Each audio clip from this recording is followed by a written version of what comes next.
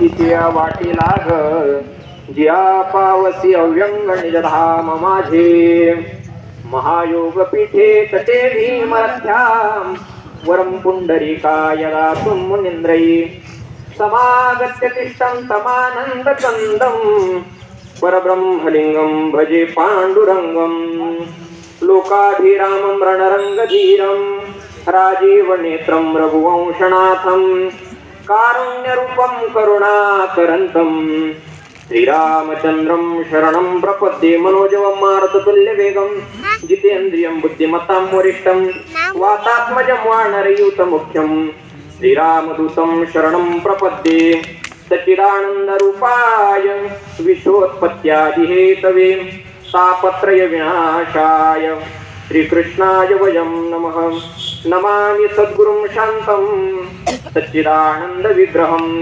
पूर्णब्रह्मपरानन्द मीशमानन्दिवल्लभं ज्ञानेषु भगवान् विष्णु निवृत्तिर्भगवान् हरः सोपानो भगवान् ब्रह्मा मुक्ताख्या ब्रह्मचित्कला योऽन्त प्रविश्य मम वाच्यमिमां प्रसुप्तां संजीवयत्यखिल शक्तिधरस्वधाम्नाम् अन्यांश्च हस्तचरणश्रवणत्वगादीन् प्राणान् नमो भगवते पुरुषाय तुभ्यं तरी झडझडोनी वैलानी ग ये भक्तीचे वाटे लाग ज्या पावसी अव्यंग निजधाम माझे. प्रस्तुत प्राप्त प्रसंगी प्राप्त स्थळी प्रवचनरूपी सेवेकरता निवडलेली ओवी ग्रंथराज ज्ञानेश्वरीतील म्हणजे भागवताचे जे सार आहे. माऊली ज्ञानोबा सांगतात हे व्यास प्रज्ञेचे हाती मथुनी काढले आहे ते सार आम्ही. जे सार भगवद्गीता आहे सकल ग्रंथांचं सार म्हणजे भगवद्गीता. या भगवद्गीतेचं सार कशात आहे तर ते 9व्या अध्यायात आहे आणि त्या 9व्या अध्यायातील 516व्या क्रमांकाची किम पुनर्ब्राह्मणा पुण्या भक्ता राजर्षयस्तथा अनित्यम सुखम लोकम मिमम प्राप्य भजस्वमाम या श्लोकावरील शेवटची ओवी. या ओवीत भगवान अर्जुनाला उपदेश करतायत. नवे अर्जुनाच्या माध्यमातून तुम्हा आपल्याला सगळ्यांना उपदेश करतायत.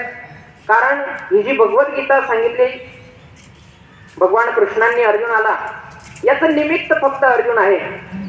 माऊली ज्ञानोबा सांगतात अर्जुनाचे व्याजे गीता प्रकाश होणे श्रीराजे संसारा एवढे थोर ओझे फेडिले जगाचे.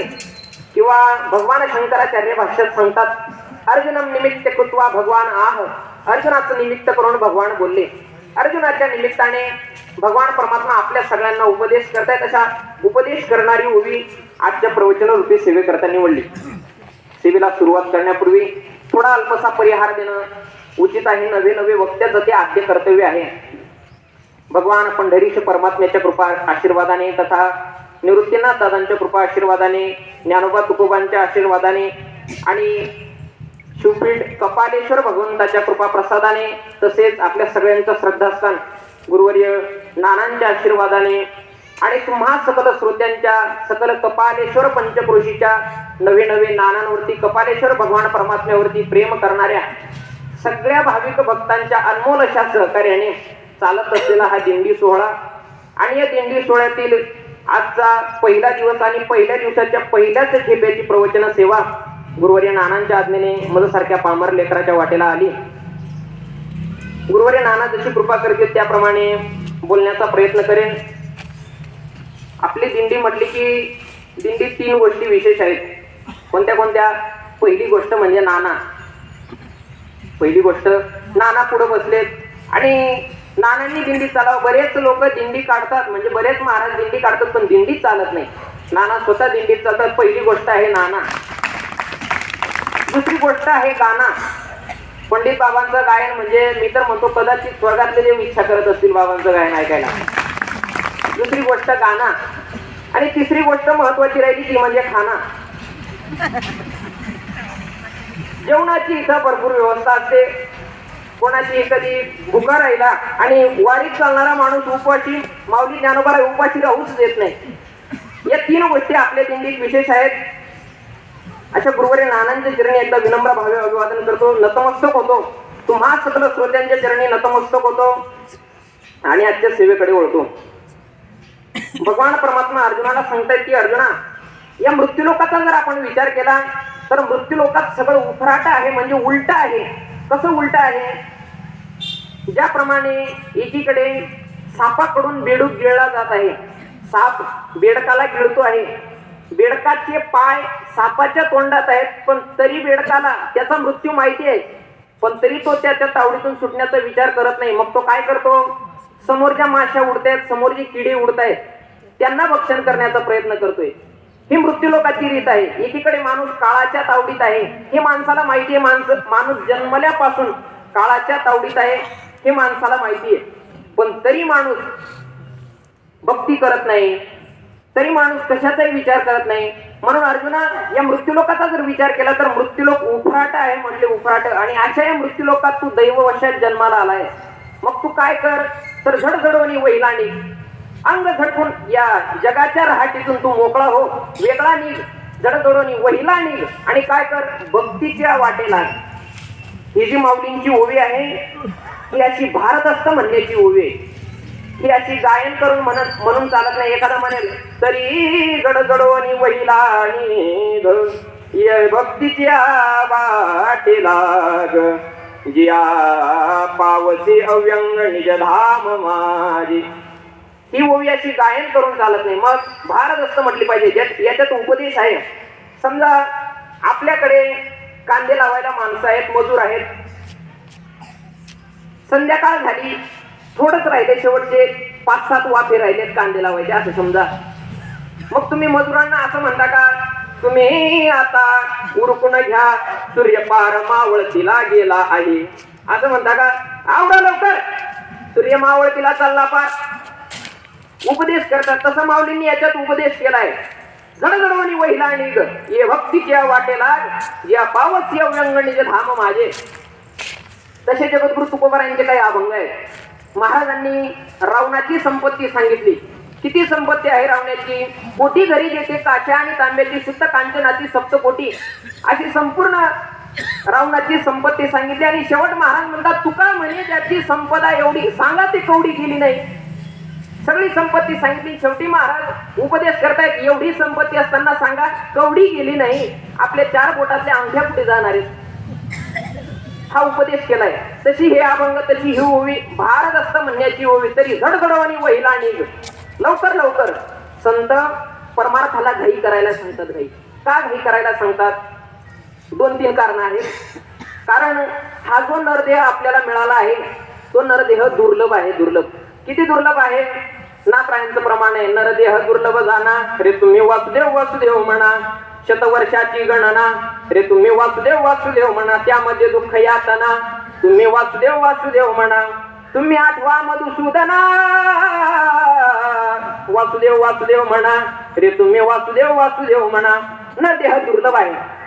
किंवा वासुदेव पोडी तो टाहो, उठी उठी लवला हो, हा दुर्लभ मानव देहो. नरदेह दुर्लभ आहे.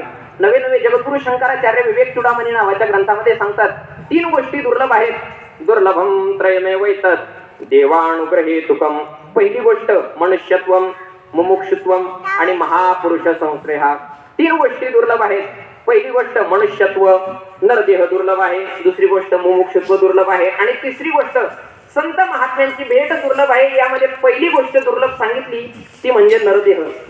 तुम्ही म्हणाल नरदेह मिळत नाही का? मिळतो नरदेह, पण केव्हा? सगळ्यांचं प्रमाण पाठ आहे. पाप पुण्य समान समी तै पाविजे कर्मभूमी. पाप पुण्य समान झालं की नरदेह मिळतो.